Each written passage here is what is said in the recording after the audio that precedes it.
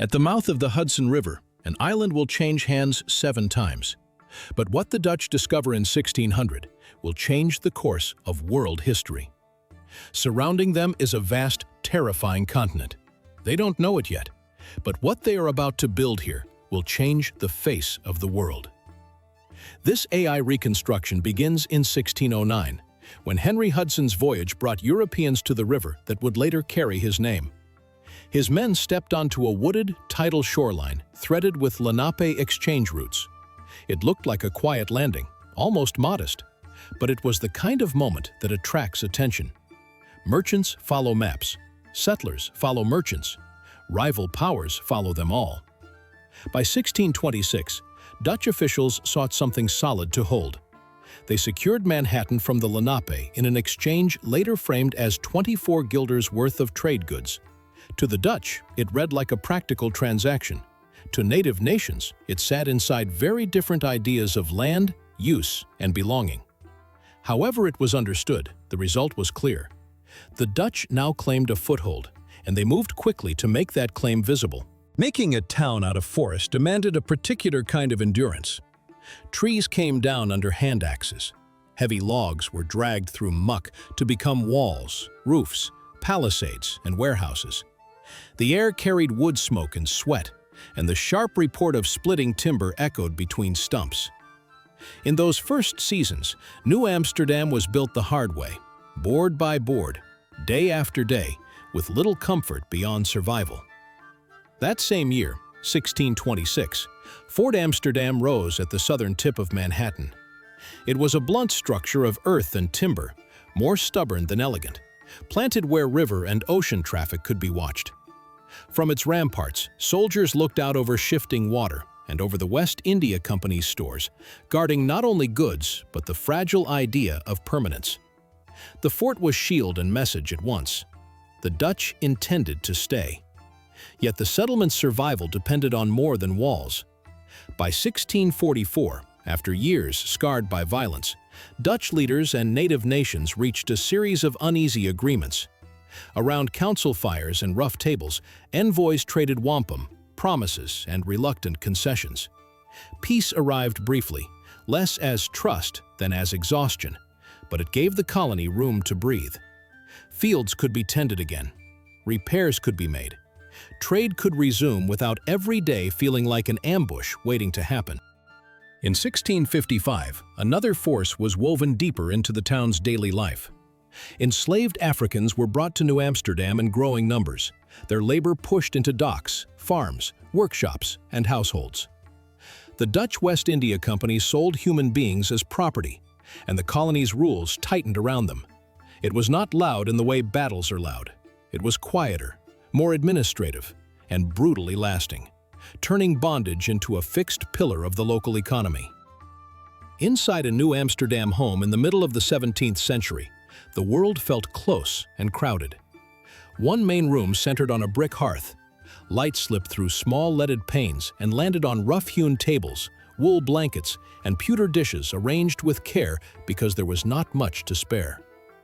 Mornings began early with porridge, with stools scraping across floorboards, with children helping grind grain or fetch water while adults mended nets, split firewood, and prepared salted meat for the cold months ahead. The air mixed smoke, drying herbs, and the damp breath of river wind finding every crack. Then, in 1664, power arrived on the water. English warships slid into the harbor with their guns aimed at the fort that still flew Dutch authority. The colony was outnumbered and divided. Peter Stuyvesant protested, but many colonists wanted stability more than defiance. The transfer came with surprising quiet. New Amsterdam surrendered, and with the surrender came a new name: New York. Diplomacy followed what the fleet had begun. In 1667, the Treaty of Breda formally confirmed the change. The Dutch ceded New Netherland to England in exchange for distant gains in Suriname. With signatures and seals, the city's legal world shifted.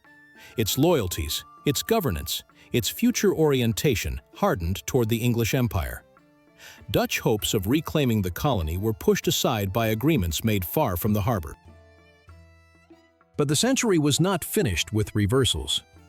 In 1673, Dutch ships returned and seized the city with sudden force. Old banners rose again.